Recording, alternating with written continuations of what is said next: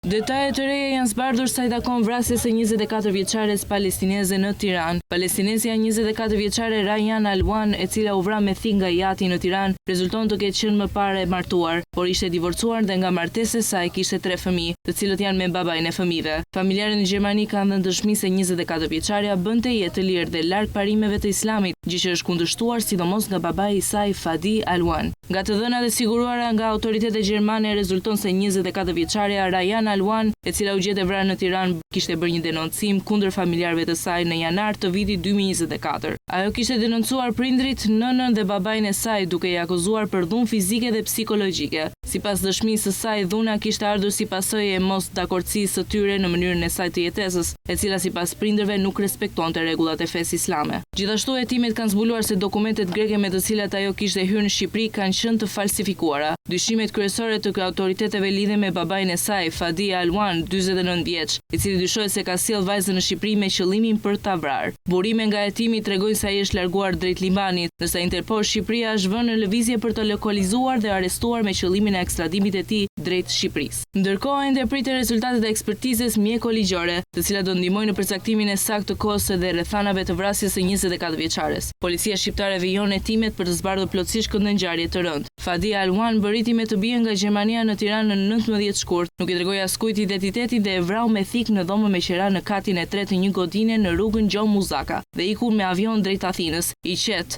ende pa u gjetur trupi i pajetë së bijës, të cilën e zbulon në 27 shkurt pronari e banesës. Ai mori gjithçka me vete, pasaportën e vajzës, celularin e saj me shpresën se nuk do të zbulohej. Nga Athina në planin e tij të mirë organizuar, 49 vjeçari palestinez udhëtoi drejt Amsterdamit e mëtej drejt Libanit. Lokalizimin e fundit është bërë atje dhe në bashkëpunim me Interpol po punohet